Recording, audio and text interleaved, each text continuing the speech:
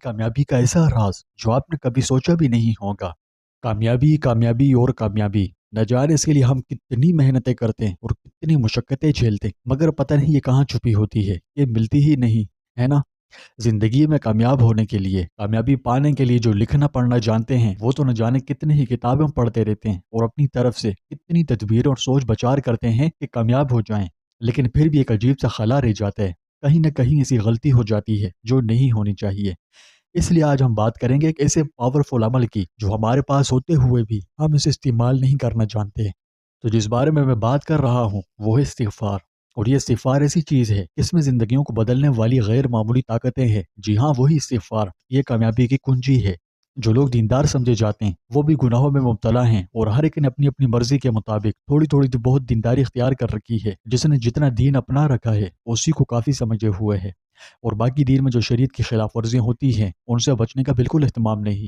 اور لاکھوں افراد ایسے ہیں جو اپنے دعوے میں تو مسلمان ہیں لیکن گناہوں میں سر سے پاؤں تک لت پت ہیں، اور فسق و فجور میں اس حد تک آگے بڑھ چکے ہیں کہ گناہوں کو ترک کرنے اور توبہ و استغفار کی طرف توجہ ہونے کا کبھی تصور بھی نہیں کرتے۔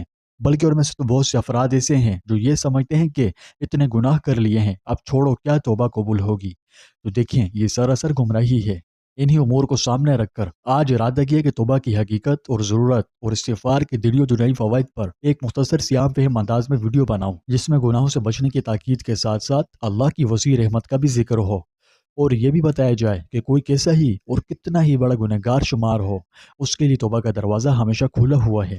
جب تک کہ مغرب سے آفتاب طلوع نہ ہو یہ دروازہ کھلا رہے گا۔ کوئی بندہ اللہ تعالیٰ کی رحمت سے نا امید نہ ہو، ہر وقت رجوع اللہ کر سکتا ہے۔ سب سے پہلی بات تو دیکھیے، گناہ چاہے کسی بھی نوعیت کا ہو، اگر سچے دل اور اخلاص سے اس کی معافی مانگ لی جائے، توبہ کر لیں، تو اللہ پاک نہ بڑا غفور رحیم ہے، وہ بندے کو فوراً معاف کر دیتا ہے۔ ویسے بھی اس کی رحمت بہانے ڈھونڈتی ہے۔ اللہ جل شانہ کی طرف سے توبہ قبول فرمانے اور مغفرت فرمانے کا وعدہ ہے۔ چنانچہ سورہ شورى کی چند آیات کا مفہوم سماعت فرمائیں۔ مفہوم ہے، اور وہ یعنی اللہ ایسا ہے کہ اپنے بندوں کی توبہ قبول فرماتا ہے اور وہ تمام گناہ معاف فرما دیتا ہے، اور جو کچھ تم کرتے ہو وہ اس کو جانتا ہے، اور ان لوگوں کی عبادت قبول فرماتا ہے جو ایمان لائے اور نیک عمل کیے، اور ان کو اپنے فضل سے اور زیادہ دیتا ہے، اور جو لوگ کفر کر رہے ہیں ان کے لیے سخت عذاب ہے۔ اللہ تعالیٰ بڑا رحیم و کریم ہے، توبہ کرنے والوں کی توبہ سے خوش ہوتا ہے بہت، اور توبہ قبول فرما لیتا ہے اور ان کی خطاؤں کو بخش دیتا ہے۔ لیکن توبہ کی حقیقت کیا ہے، اسے خوب اچھی طرح سمجھ لیجئے۔ توبہ کے لفظی معنی لوٹنے اور رجوع کرنے کے ہیں، اور شرعی اصطلاح میں کسی گناہ سے باز آنے کو توبہ کہتے ہیں، اور اس کے صحیح و معتبر ہونے کے لیے 3 شرائط ہیں۔ وہ 3 شرائط کون سی ہیں؟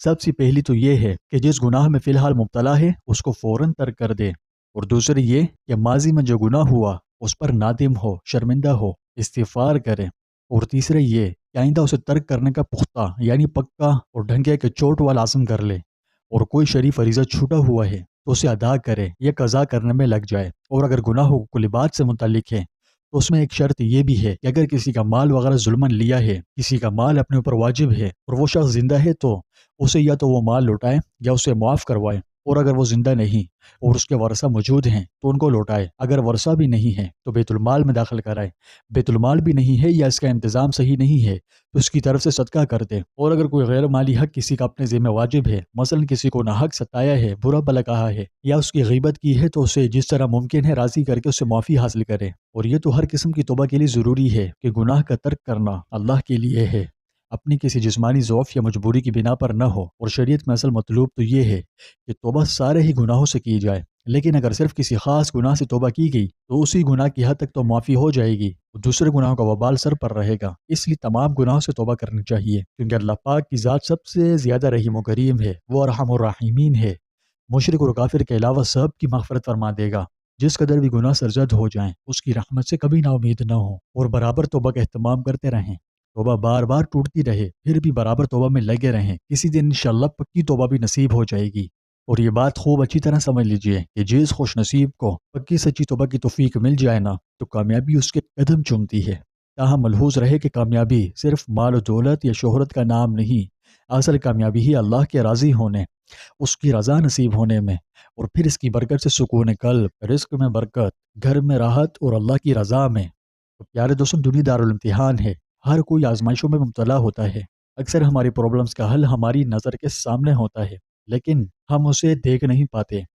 ہماری جدوجہد اور محنتوں کے باوجود ہمارے کام کاج، روزی روزگار، کاروبار وغیرہ میں وہ برکت نہیں آتی جو ہم دیکھنا چاہتے ہیں۔ کیوں؟ کیونکہ ہم نے بنیادی طور پر یہ یوں کہی کہ سب سے اہم چیز یعنی اللہ سے اپنے تعلق کو نظر انداز کر دیا ہے۔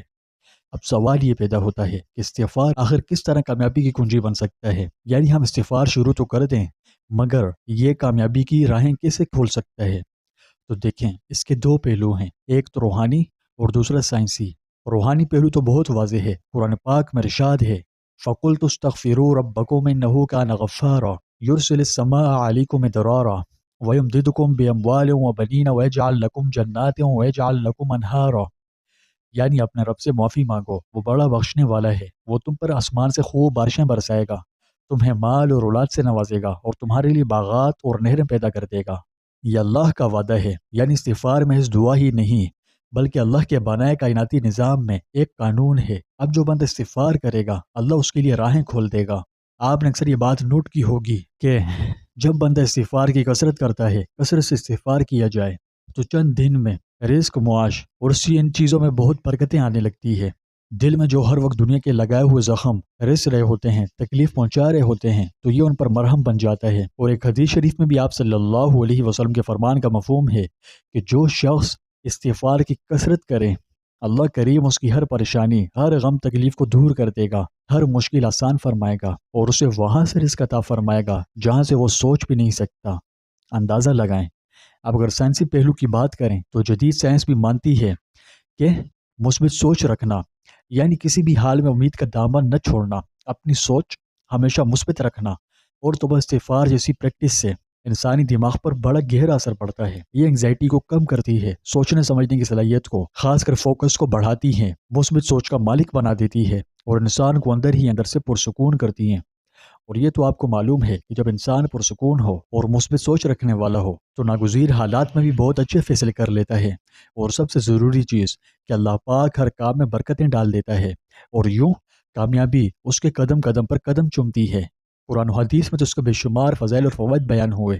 استغفار کی خاص بات یہ ہے کہ یہ دل کی صفائی کا بڑا مؤثر ترین ذریعہ ہے، اور آپ کو بتاتا چلوں کہ صاف دل ہی میں اللہ کی نورانی معرفت آتی ہے۔ تو دوستوں، کامیابی کا راز یہ آپ کے سامنے ہے۔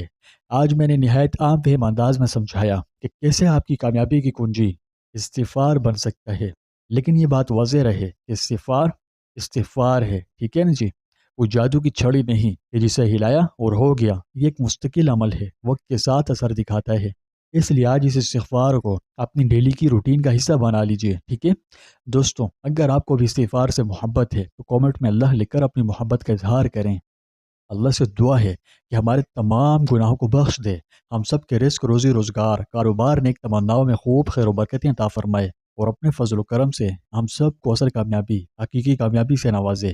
تو کامیابی کا سفر استغفار سے شروع ہوتا ہے، اور یہ سفر آج شروع کریں، اور مجھے اور میرے والدین کو بھی اپنے سفر میں یاد رکھیے۔ دوستوں، کامنٹس میں ایک بار استغفر اللہ لکھ کر ویڈیو کو شیئر کر دیں۔